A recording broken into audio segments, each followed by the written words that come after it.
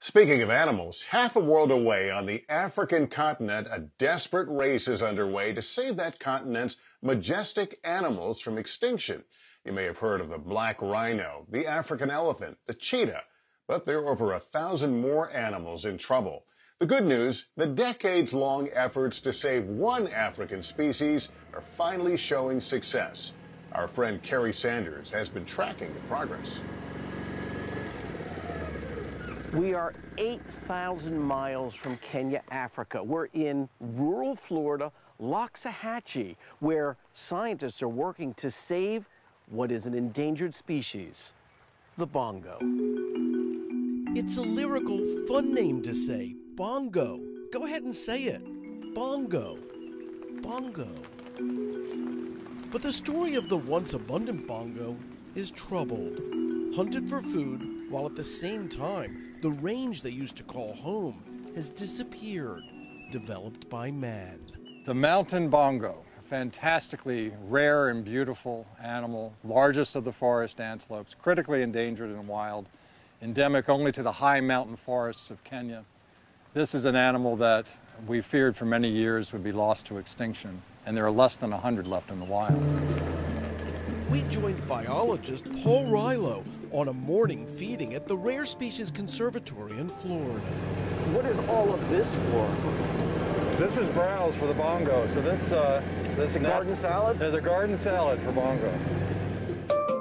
The bongo are herbivores, animals that feed on plants. Today's breakfast, Brazilian pepper, something they usually gobble up.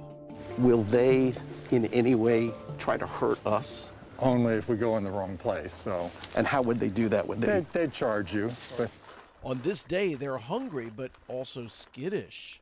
Are the bongo also bothered by the fact that we have our camera crew here? They're not used to seeing them? that's exactly it.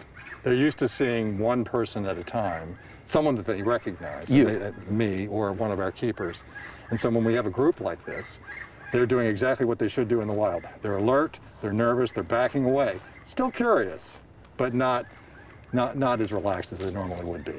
We first came here 7 years ago when I met a bongo named Delilah, who was but a baby. This is her now. Notice she's the only one out of this group that is coming up to you. Everybody else is keeping their distance. Did she just remember me? Let's say she did.